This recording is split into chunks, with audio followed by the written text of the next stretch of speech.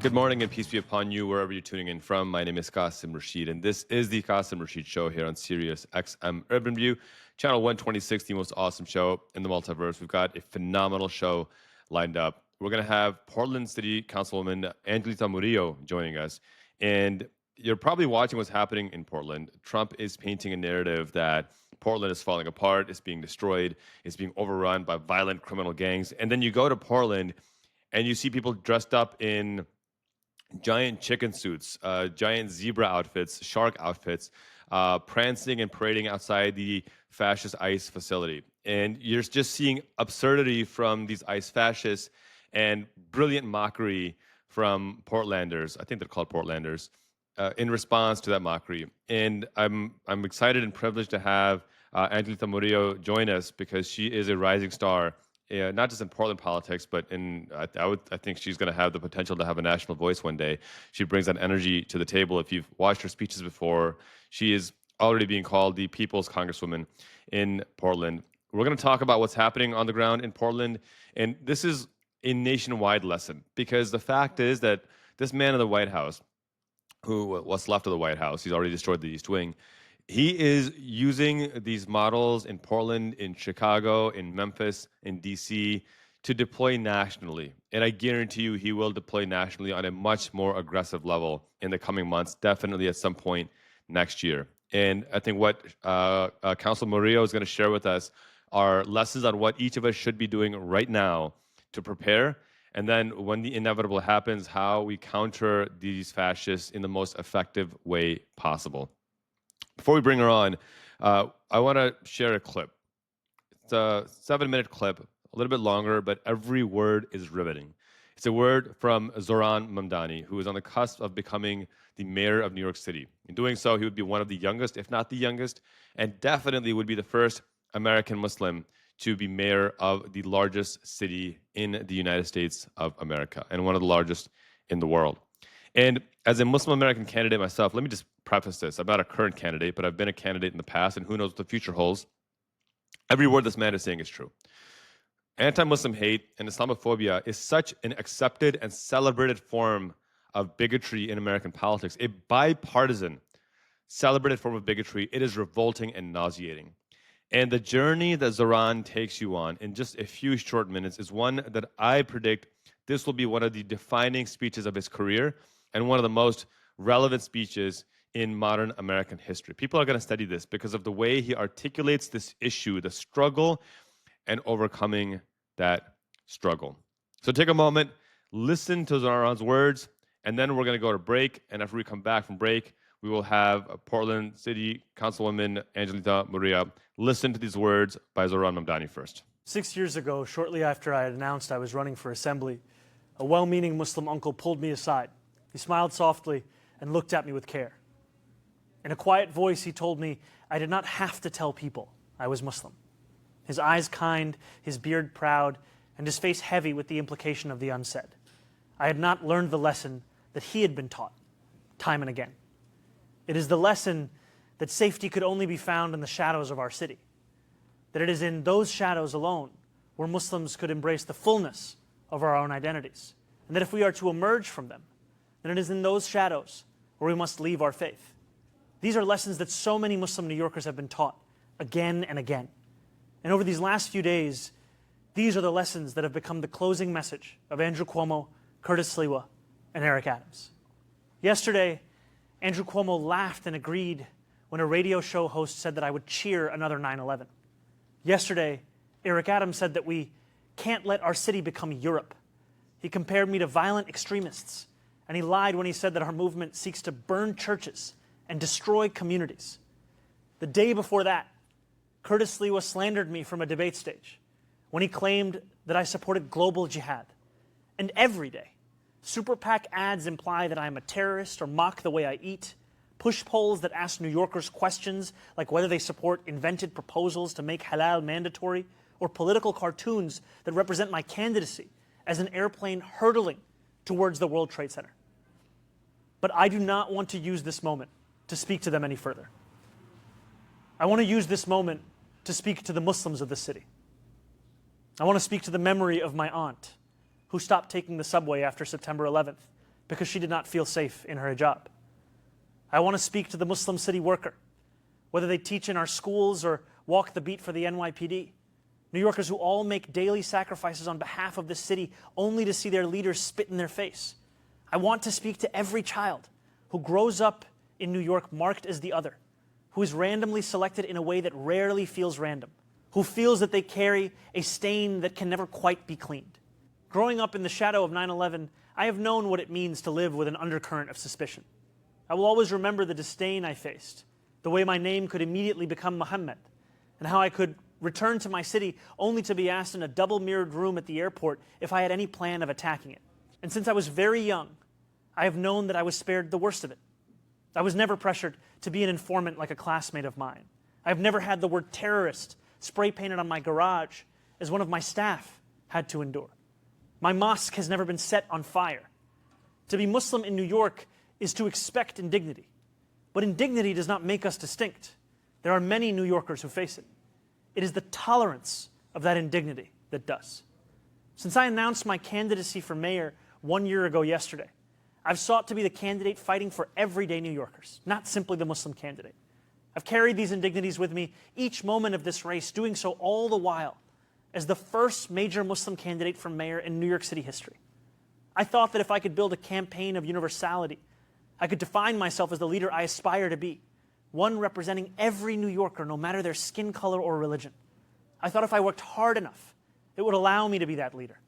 And I thought that if I behaved well enough or bit my tongue enough in the face of racist, baseless attacks while returning back to my central message, it would allow me to be more than just my faith. I was wrong. No amount of redirection is ever enough. In doing this, I have told the wide-eyed young boy in Jackson Heights or the first-time voter in Parkchester that they too should remain in the shadows.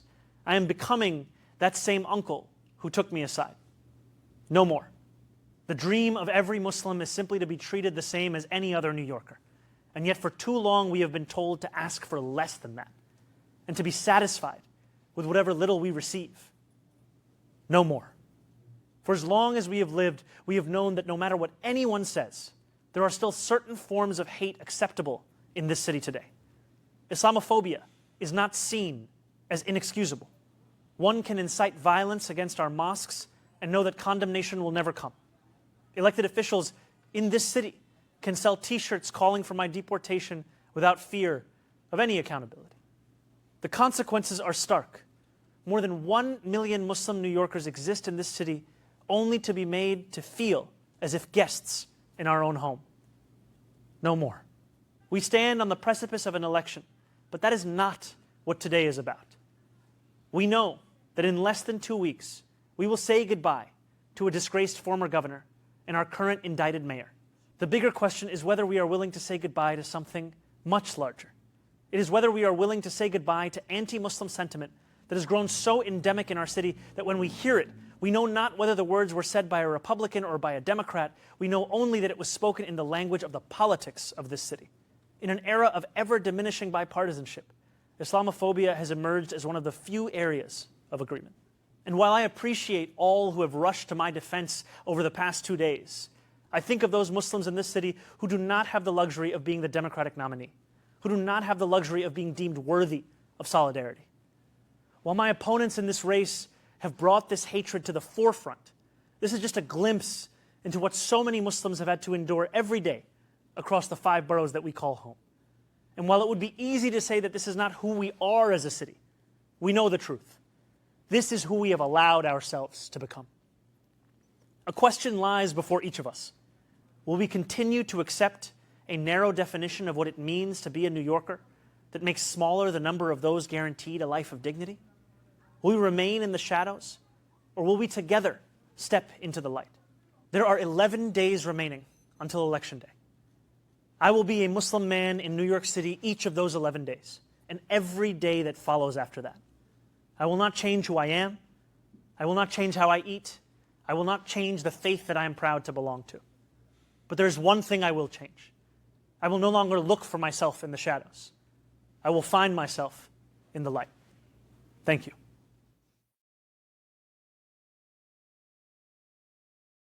I think you guys appreciate why I asked you to listen to what Zohran said. And the fact remains that this is not an anomaly. This is not something that is only happening in certain parts of the world to certain people. This is the lived experience of millions of American Muslims. As I said, as a Muslim American candidate, past candidate for office, 6 years ago, I ran against a Republican named Rob Whitman, and I faced grotesque anti-Muslim hate and bigotry. 4 years later, I ran against a Democrat named Bill Foster, and I faced the same grotesque hate and bigotry. America is changing for the better. And these racist, bigoted politicians are standing united in a bipartisan manner to prevent that change from happening. They're holding on well past their expiration date.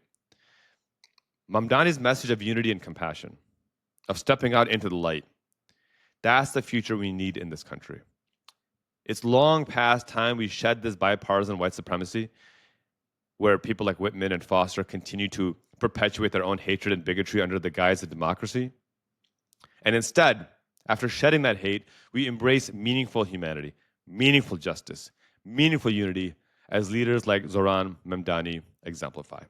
I'm excited for his leadership, and I will continue to hold him accountable to the tenets of justice. Just because I like him doesn't mean I'm going to give him a pass. I will absolutely hold him accountable when I think he does something wrong. But that is going to be based on policy and on principle, not on bigotry.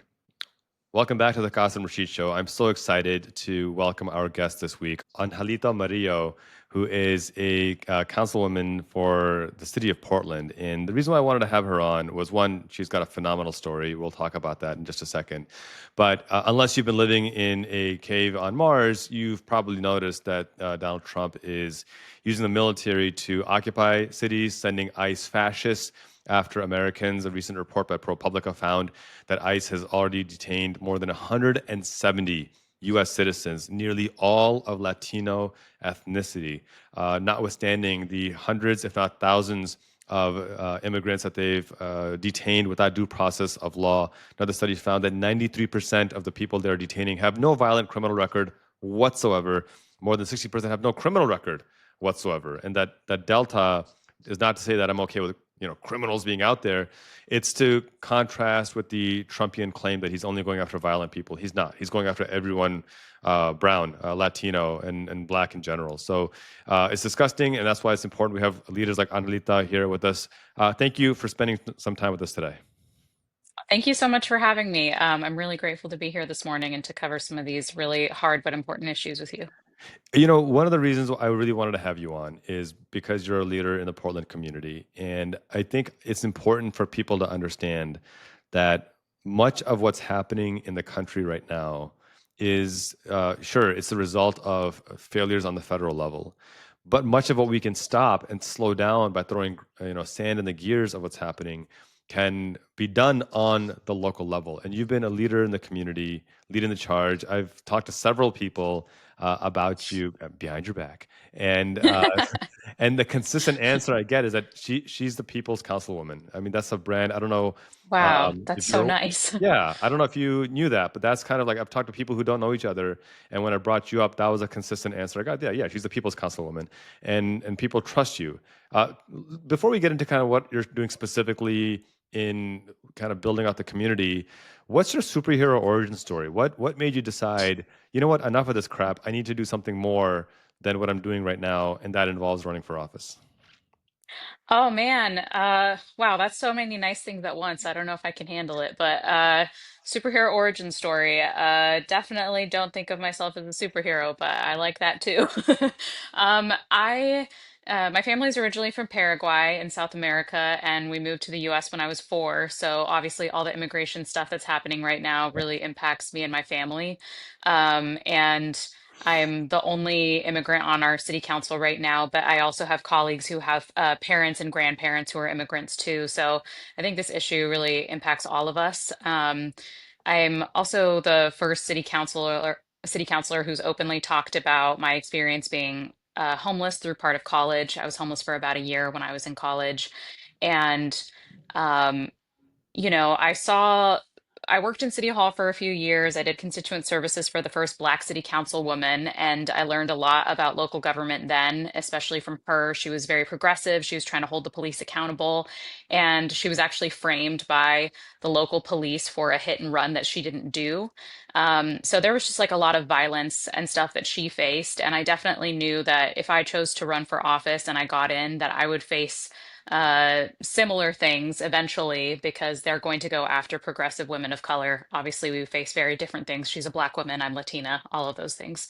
But the moment that I really decided I was going to run for office was because I was watching a city council meeting from home where they were deciding what funding they were going to use to expand these mass outdoor shelters where it was kind of like pallet tent shelters. Hmm. They were putting pallets out, little tents, expecting people to go and live there as if though that's sufficient. And unhoused people decided to organize themselves and they were going to show up to City Hall to testify about how they didn't want this. And they had relinquished waiting in line for a shelter bed that night. And it later came out that they had waited hours and hours to testify. And one of the counselors actually reorganized the testimony line somehow and got his rich friends and developers to testify first. So Yeah. these unhoused people never got a chance to testify. They never got their voice heard that night, and they didn't get a shelter bed that night. And I just thought, this is the people's house. People of all backgrounds deserve to have a voice in this space. And that was so egregious to me that I thought, okay, this, we can't have this. We actually need Mhm. someone to run. And we need someone who has a policy background and who has that lived experience to be able to speak up for people. That's a powerful story. It's a painful story. It's a beautiful story. And I think what bothers me is that there is this assumption that wanting people to have a place to live is like this far left, Yeah, leftist, socialist, communist, scheme. Like, no, having a roof over your head is a pretty basic, fundamental human right. You shouldn't need to be, left or right. To me, there's nothing more moderate. And absolutely. I say this as somebody who loathes the term centrist because I don't know what centrism means anymore. But there's nothing more moderate than saying people should have a roof over their head. Simple as that. Yeah. Um, and the cruelty of the wealthy class right now is I don't know if you saw the story. I'm trying to get more information on it, but in Washington, D.C., businesses are hiring undocumented immigrants for work, for construction work. And then to avoid paying them, they're calling ICE to say, hey, we found some undocumented workers, come take them away. Oh my God. I hadn't heard of that story yet, but I would like to say I'm surprised, but I'm not. Yeah. Right, just stunning abject cruelty, and this is why it's so important we have meaningful representation in the halls of power. Like you, I was 4 years old when my family immigrated here from Pakistan, and we grew up on food stamps in Section 8 housing, and now as we watched, food stamps are supposed to expire on November 1st. I know this is another issue you've talked about and you've tackled extensively in your work. On a local level, what can local uh, organizations, city councils do if this actually happens and the food stamp program is banned or suspended? Yeah, that's a really tough question. I was actually a SNAP policy advocate before becoming a city councilor, so I worked to try to expand SNAP access in Oregon. And uh, to be honest, it's quite brutal because we rely on funding from the federal government for so much Yeah. of that, and your local jurisdictions do not have the money to make up for what the government is eating up to expand the White House's ballrooms Mhm. or to keep our military invading cities. Yeah. I did see, I think sometimes people have this impression of like, okay, we voted our champion in, go and resolve every issue of the federal government's tyranny. Yeah. And sometimes what I have to explain to people is like, these are the tools that your local government has, but don't relinquish your power by assuming that it's all going to get solved within the bureaucracy because this system has been built to uphold white supremacy. It's not going Yeah. to undo white supremacy on its own. And I just saw an article this morning about how President Trump was getting ready to send the National Guard and the military into San Francisco. And the only thing that stopped him was that Silicon Valley power players who are billionaires called him and told him, don't do that, probably because it impacts their revenue. Right. And so Yeah. I'm kind of getting to a point like maybe we don't protest at the federal buildings. Maybe you protest at the billionaire's house. Maybe you go protest at their businesses and interrupt their workflow. Like, I think it's going to take a mass strike. I think it's going to take us Yeah. canceling the holiday season and saying, we're not going to spend money unless you give us our goddamn food stamps. This is what Chicago Mayor Brandon Johnson is calling for, a general strike. And I've studied this. It's never actually been successfully done in American history. It's been done dozens of times globally, where nations went on general strikes, working class folks went on general strikes. Of course, you have the most extreme examples of the French and Russian revolutions, where they literally ate the rich, and hence the guillotine and the French Revolution. I think one of the things that people don't realize, and I'd love to get your thoughts on this, is the goal of billionaires is to hoard wealth. And I never say that, or I've stopped saying that Elon Musk is worth $500 billion. I say he's hoarded $500 billion because no one is worth that much money and no one has earned that much money. You've hoarded it, you've exploited it, you've stolen, you've lied, you've cheated, and you've misrepresented. And you can look at Musk's history and you find plenty of examples of that. But what keeps them in power isn't actually the wealth. It's the using that wealth to keep us fighting in culture wars against one another. Someone is an immigrant, someone is trans, someone is black, someone is low income, someone is white, and the Southern strategy was pitting low income whites against black people to convince Yep. them that, hey, you may be poor and you may not be able to pay your mortgage, but at least you're not black. That was a hmm Southern strategy. What have you found to be successful in your line of work? Because you're on the local level, you're talking to folks on a daily basis, you're knocking doors, you're seeing kind of where the federal dollars meet the road, the rubber meets the road. What have you found to be effective? Because I'm going to go out on a limb here, and I'm going to say that you actually don't care if the people you're serving are red or blue. You just want to provide support to the people who need support. What messaging are you finding is effective to cut across folks across the political spectrum so they recognize that their enemy isn't the neighbor or the person of a different ethnicity?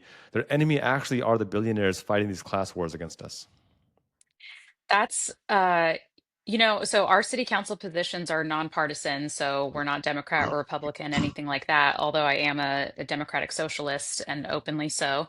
Um, but I've actually found that the Trump administration is doing a great job of unifying people because we, Against uh, them, against him, to be clear, against right? him. Oh, Yes, yeah. yes, no, against him. Because people are saying, I have people who are Republicans who are now saying, like, I didn't expect him to do this. I didn't expect him to cut away our family's food stamps. They're seeing him expand a ballroom while their family members go hungry. They're seeing him No. turn on local police, even like ICE agents and federal agents are tear gassing our police too. Yeah. So even the police are now sort of turning against the federal administration, which I don't think has ever happened before in that way. And I honestly think that what people are craving more than anything else, whether they are Republican, Democrat, or other, is elected officials who are going to actually just tell them the truth of what they think is happening and be forthright with them. I was at the No Kings rally this past weekend and I spoke, and I had an older gentleman who was a veteran who told me, he was like, I'm a Republican. And he shook my hand and he said, I can tell that you are meaning what you say. And so I respect you and I will support you because of that, Amazing. because at least you're not bullshitting me, Amazing. And I think that so much of politics right now is talking around the issues, not talking about class solidarity, not talking Yeah. about the fact that people can't afford their rent, can't afford food. And people just want someone who's going to actually give them a straight answer. I think that's Listen, why Mamdani is doing so well right now, too. I'm so glad you brought him up. And if you're just tuning in, we're speaking with Angelita Morillo, City Councilwoman out of Portland, Oregon. And I'm glad you brought up Zohran. He just put out a video talking about the importance of class solidarity, the importance of solidarity across race, culture, and religion.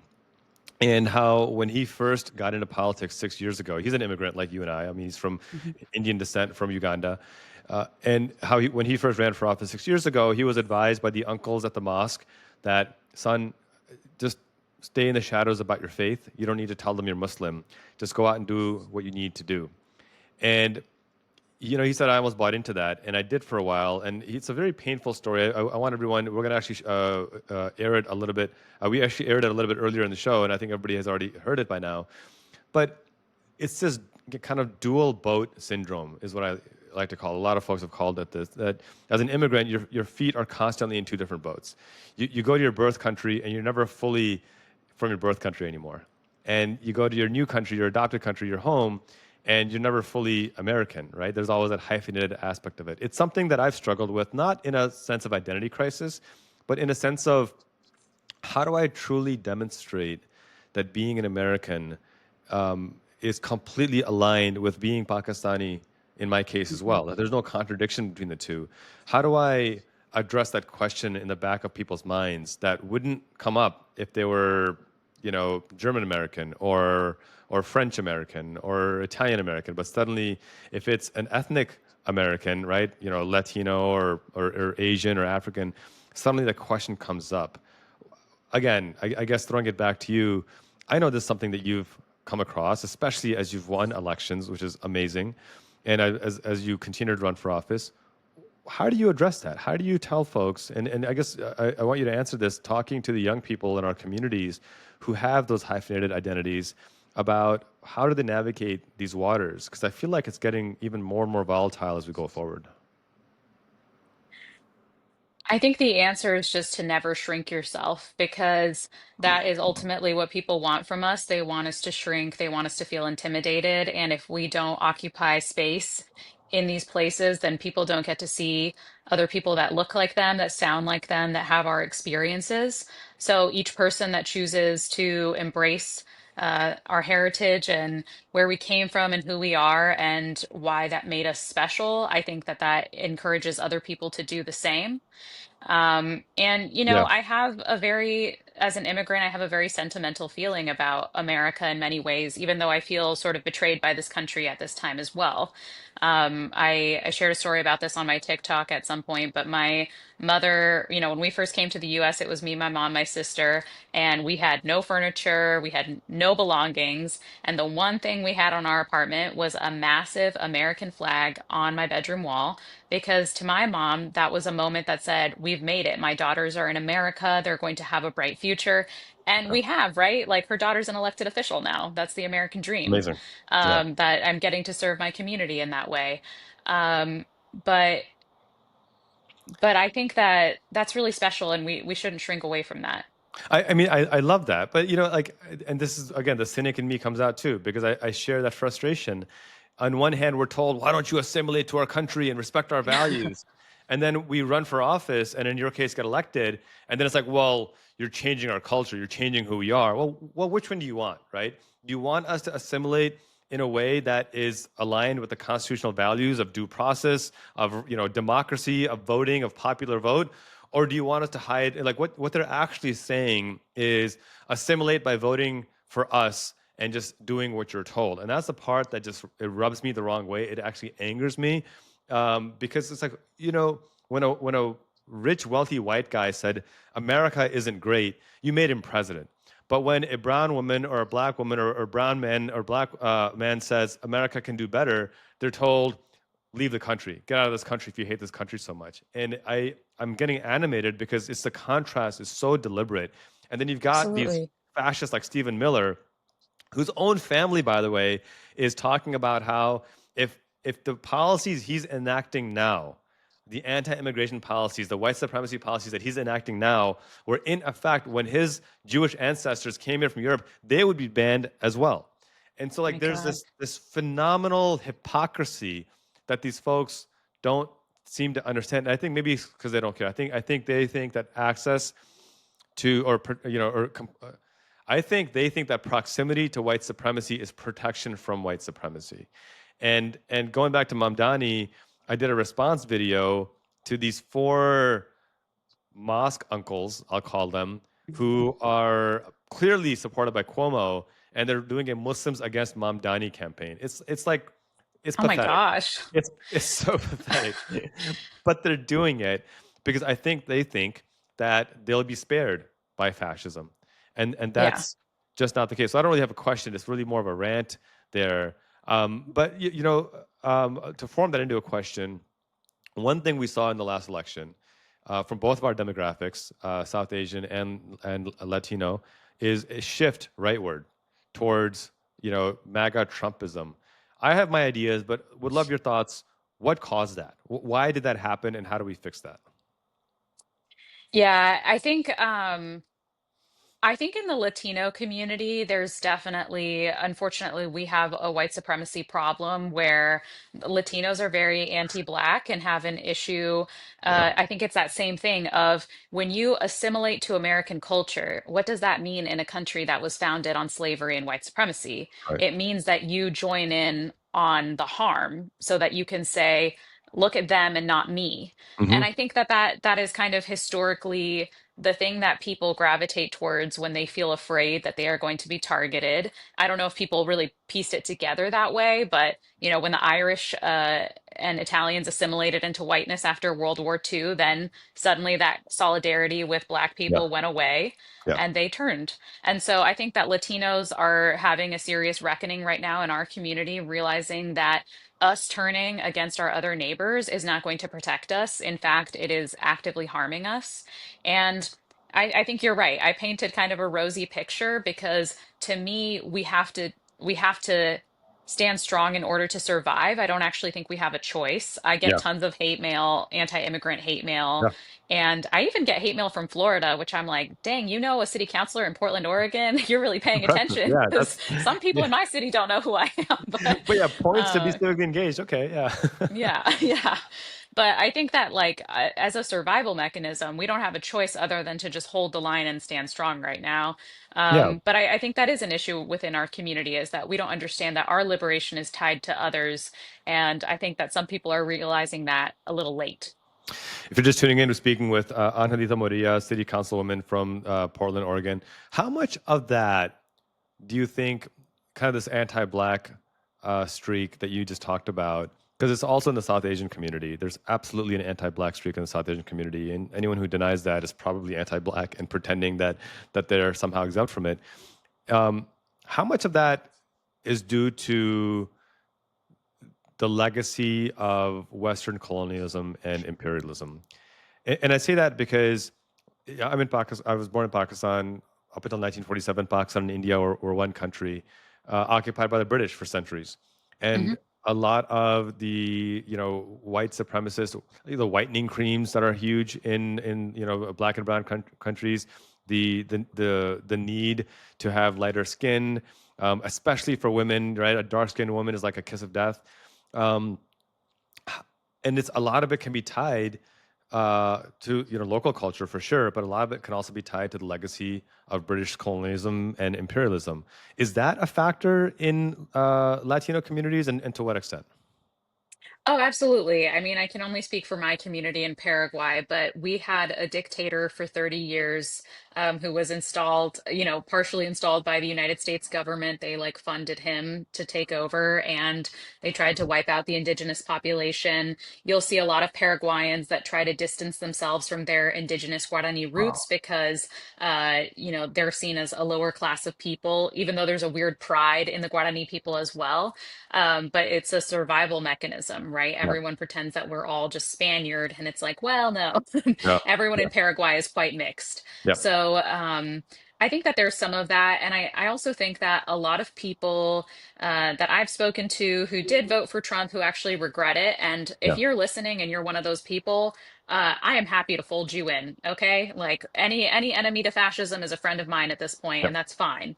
But I think a lot of people also just had economic anxieties and they really bought into this American dream of this great businessman who was going to come in and transform the economy and help liberate them. And they didn't understand that this great businessman is actually a con man first and foremost. Sure. And Sure. so, I think it's complicated. I think there's the race aspect of it. I think there's people trying to survive by putting other people down. And I also think that they genuinely believed that he was going to fix the economy because of his business savvy, as if though he didn't inherit a bunch of wealth and that's how he got there in the first place. I think there's some truth that I will say. Ultimately, I think the economic anxiety argument was just a veneer for white supremacy. It was a veneer Mm. for racism. I think that's an element to it. But that said, the reason why I think there is some truth to it is because when you look at poverty rates under Biden and Harris, they did go up for working class folks. They went down in some communities, but food insecurity. Once the child tax credit Yeah. expired, child poverty increased 33%. And yeah, we should blame Manchin and Cinema for being, white supremacy adjacent or racist themselves and not extending the child tax credit. We should blame Republicans for voting against the child tax credit. But I think this is where I hold Biden accountable that, hey, my dude, you ran on the argument that you are saving the soul of America. You ran on the argument that you can bring Republicans to the table and pass these pieces of legislation. And then and you did pass some, right? The CHIPS Act, the infrastructure bill, but Mhm. your landmark Build Back Better wasn't passed. Child tax credit wasn't passed. Healthcare wasn't expanded in any kind of meaningful way. Roe v. Wade was overturned. The living wage stayed at an abysmal, or the poverty wage at 7.25 an hour. Student loan crisis is still exponential. Medical debt crisis is still exponential. And I think people saw that. And at the end of the day, I don't necessarily think people were voting for Trump. I think the data shows that people just stayed home. They were just exhausted and they stayed home. And I think it's a much bigger conversation that we need to have within the Yeah. party of let's stop putting up people who are 80 years old to run for office. I don't think that's an ageist statement. I think it's a statement that you need to appeal to your base. And if your base is a multicultural, cross-generational base, and you continue to put up people 80 plus who are largely white, largely male, and some women, that's not going to be a sustainable model going forward. We've got about 10 minutes left. I wanted to talk about Portland specifically because I think what we're seeing happening in Portland right now is kind of a snapshot, same here in Chicago, of what Trump wants to do more aggressively. He's got a $170 billion ICE budget, which is absurd. It's the fourth largest military in the world suddenly. A new Yeah. report just came out that despite that, they're having so much difficulty recruiting that despite offering 50,000 in student loan forgiveness, 60,000 in signing bonus, 25% pay boost just to get started, they're still having difficulty recruiting. They've cut training from 13 weeks down to 6 weeks, still having difficulty recruiting. And they are so sloppy that they are foregoing background checks and hiring people who have a criminal record, in some cases, violent criminal record, and should not be in these positions. They're hiring them anyway. Just the sheer irony of somebody with a violent criminal record going after a 70-year-old immigrant because it forgot to check mark a box 15 years ago. It's just bizarre to me. What lessons can you impart? What wisdom can you impart based on what you've seen happening in Portland that folks should be getting ready to do right now or be ready to do should ICE or the military occupy their city? That's a great question. I think, I mean, part of the reason they're having a hard time recruiting is because they probably already hired all the leftover Proud Boys that we had. So now there's only January 6th, regular people especially. left that are against it. Yeah. But I think in Portland, what we've seen is a few different things. For one thing, what I want to tell people is so far, we have been able to halt the National Guard and the military from coming in through the courts. And we are teetering, right? Like this is very fragile and delicate, but I want to tell people like, don't give up on the courts yet, or don't relinquish the power of the courts yet, even though there may come a time when they are no longer useful because you need to buy time to prepare. And the courts are stalling and essentially helping us to do that. The second thing that I would say is that people need to be ready to mobilize in their neighborhoods. I think that there is a protest culture in the US where we love a mass protest in front of an ICE building or in front of any building, and it's almost like a masochistic exercise in getting tear gassed and beaten every night Yeah. over and over again. And as someone who has done that, it is very traumatizing Yeah. and not always as productive as it can be. So what I want people to do is to join local organizations like PERC, the Portland Immigrant Rights Coalition. They did trainings on Migra Watch so that you can get connected to signal chats in your neighborhood, so that you can do rapid response to help your neighbors, so that you can do things to stop them from even getting to the ICE building in the Mm. first place if they're getting kidnapped. Yeah. And I think that we're going to need a lot more. Many more things like that. We're going to need more individualized, like cell protests and organizations per neighborhood, because that's also a lot harder to disrupt than one big crowd. That's Yeah. easy to contain. It is That's much right. harder to send the military or whoever after a bunch of different little protests where they are protecting their neighbors in each neighborhood. So that's really what I would encourage people to prepare for and to just have a level of operational security in their protests that they have not had before. We Hmm. know that that ICE is using facial recognition technology, especially at their federal buildings. We know that they are tracking protesters. They are taking data from people's cell phones. I think that people need to understand that when you go to a protest now, you should probably have a burner phone. When you go to a protest, you should know that your facial recognition technology or data is being taken and that we are just not operating under normal times anymore. Beautiful advice. And I think everything you mentioned doesn't actually cost any money either. It just costs time and it costs, Yeah. coordination. You don't, no one's asking you to spend, $1,000 a week to try to solve this. We're asking you to spend a few hours a week coordinating with your neighbors and building these local police patrols. Here in the Chicagoland area, my good friend Senator Karina Villa, a state senator, in high heels. It's a phenomenal video of her in high heels chasing down these ICE fascists and chasing them out of her district. And it's that kind of local leadership that we need. We have people with ice whistles that will, you know, follow them around and blow whistles when ice is Yeah. nearby, so people know. I mean, these are the kinds of things that we can do to disrupt and throw sand in the gears. Another video, I don't know if you saw this in Chicago a few weeks ago, where ICE was trying to tackle a guy, and people just came by and just kicked away the handcuffs and just got in the way and just, non-violently, peacefully, just kind of getting in the way, screaming and yelling at them until they gave up and let the guy go, and they took off. In the neighboring town of Bolingbrook, ICE complained to law enforcement that they were trying to arrest a guy in a parking lot, and two women came and apparently beat the crap out of ICE fascists, and then all of them escaped. And then the police said, we asked them if they needed medical support, and they said no. So obviously, must not have been hurt that bad. It was probably more of an ego that was damaged Hmm. than actual. But it's these, no, I'm not advocating that people go out and beat the crap out of ICE. I am pointing out that it worked in Bolingbrook, and it's an example, I think, of neighbors standing up for neighbors. Let's close on a bit of a lighter note. What are you doing to relax? What are you doing to maintain? Because I firmly believe, and actually Zohran Mamdani talks about this too, that we need joy in our politics. We need to find ways to find happiness. And I I don't know about you, but sometimes I have to force myself to do that because we see what's happening in the world, whether it's the genocide in Gaza, whether Yeah. it's the lack of food for our neighbors here. Sometimes, you know, taking a night off to go see a movie, or last night I took my kids to the arcade. It can feel a little bit guilty because people are suffering, but Yeah. it also is necessary because we can't be on all the time. We will lose our minds as well. We need to protect our mental health too. So what does Councilwoman Angelita Morillo do to maintain her sanity, to maintain her joy and her center as well? Well, I firmly believe in taking every opportunity to celebrate. There's not a single holiday or birthday party that I don't make a big fuss about. I love to Right. decorate. I love to bake for different holidays and things. I'm going to carve some pumpkins later. And I saw this TikTok video of this guy who I think was in Palestine, and he was ironing his shirt. He had to like heat up his iron over a fire, and then he was ironing his shirt, and he was getting ready to go to his friend's wedding. And he Wow. said, "We are getting ready to go to a wedding in the war." And they were wearing their best outfits that they could.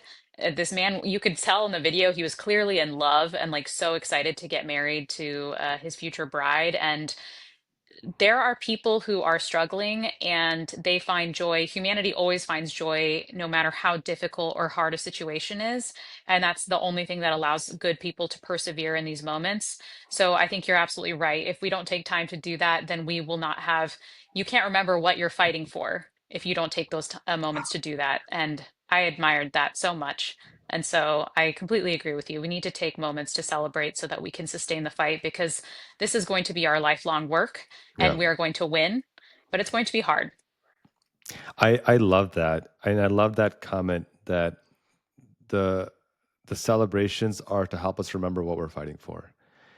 That is such a beautiful way to look at these things, and I think for the next generation as well, for the younger generation, showing them joy, celebrating their wins, it's important as well because I mean, I've got three kids, and helping them one understand what's happening in the world while also respecting their innocence and letting them be in their bubble for as long as it can be. I think it's an important balance to have.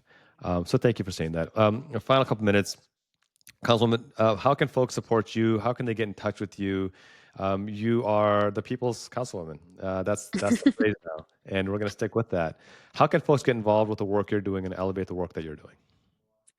I usually post about stuff if we need support for policies or other things on my two social media accounts. I have PNW Policy Angel. I'm on TikTok and Instagram, or on Counselor Angelita Morillo on TikTok and Instagram as well. So I usually do calls to action for different policies that we're bringing forward. I'm going to be bringing forward a detention facility impact fee for all of the impacts that these buildings have on our communities. And yeah, always feel free to reach out to my office as well if you have ideas or things that you need support with locally. We're also coordinating with other cities around ICE response. So we're all in this fight together, and I'm just very grateful for the time that people have taken to listen. And thank you so much for having me on. Councilwoman Angelita Morillo, a pleasure to have you. We hope to have you back on soon as well. So if you're watching this on YouTube, make sure you hit that subscribe button. If you're watching on Substack, make sure you hit that subscribe button, because your support is what makes this possible. That was Portland City Councilwoman Angelita Morillo, just a phenomenal person, deeply passionate. I'm particularly biased towards her because, like me, she immigrated here when she was 4 years old from a country that begins with the letter P, which I don't think means anything, but nonetheless, I think for me, seeing leaders like her who came to this country with literally nothing in their hands become the leaders of this country is it's a testament to what this country should be about. It's a testament to what happens when people are given the opportunities, and it combines with their immense hard work. And it's a powerful dynamic combination. And she'll probably be the first one to tell you that there was a lot of grace involved from a lot of folks who helped her get to where she is. And that combined with her hard work ethic made this possible. And, you know, I was thinking about this. We're on this government shutdown. We are struggling economically. We have worse wealth and income inequality. And I was just writing down some thoughts the other day that, you know, I'm actually good with my taxes being subsidized for social welfare for people who can't afford food. I'm good. I'm good if my taxes subsidize that social welfare for people who can't afford food. What I can't stand is when my taxes subsidize corporate welfare for businesses that don't pay a living wage, because they should be paying a living wage. That's not an option to me. Why are we even making this a discussion? And it goes back to the fact that the cruelty of the shutdown, the cruelty of what's happening right now, is that it's a reminder that we don't actually have an energy shortage. We don't have an insulin shortage. We don't have a housing shortage. We don't have a teacher shortage. We don't have a labor shortage. We don't have a food shortage. We have a billionaire excess who buy politicians to deny us the basic human rights that we need and we deserve. We don't suffer from scarcity. We suffer from an excess of greed of billionaires. And that's fundamentally the reality that we need to be aware of. Stop buying into the culture wars. Your neighbor is not your enemy. Our collective enemy are the billionaires who want us to fight these culture wars, so we ignore the class wars that they're waging against us. It's no accident that wealth and income inequality is the worst that it's ever been. It's going to get worse if we don't stand in solidarity. All right, my friends, thank you for tuning in. This is the Qasim Rashid Show here on Sirius XM Urban View Channel 126. If you're listening on Substack, make sure you hit that subscribe button. If you're watching on YouTube, make sure you hit that subscribe button and share it so we can continue to create this amazing content. We've had a phenomenal show lined up for next week. Please be safe out there. Please take the precautions that the councilwoman shared if you go to these ICE protests, and look out for your neighbors as well. Much love to you all. God bless. See you guys next week. Peace.